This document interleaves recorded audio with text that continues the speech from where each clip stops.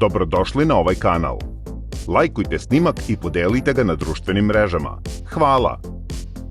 Na snimku koji sledi vidjet ćete da li i koliko ima napretka na radovima.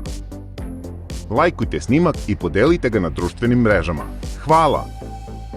Uživajte u snimcima dronom Beograda na vodi. Na potezu uobičajenom Savskom ulicom sa jedne i bulevarom Vilsona sa suprotne paralelne strane i ulicom Nikolaja Kracova sa jedne i mostom Gazela sa suprotne paralelne strane, polako niču 4 nove zgrade u Beogradu na vodi. One će biti završene u narednih 1 do 2 godine. To su zgrade Skala, Sole, Libera i Sensa.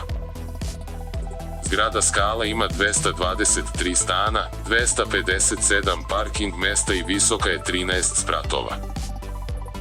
Zgrada Sole ima 184 stana, 213 parking mesta i 16 spratova. Zgrada Libera ima 169 stanova, 194 parking mesta i 16 spratova.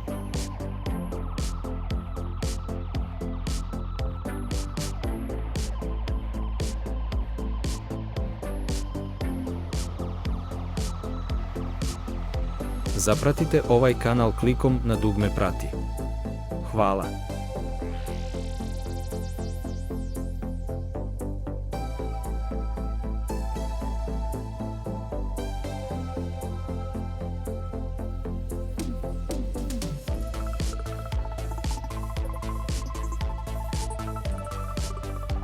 Podržite ovaj kanal klikom na dugme prati.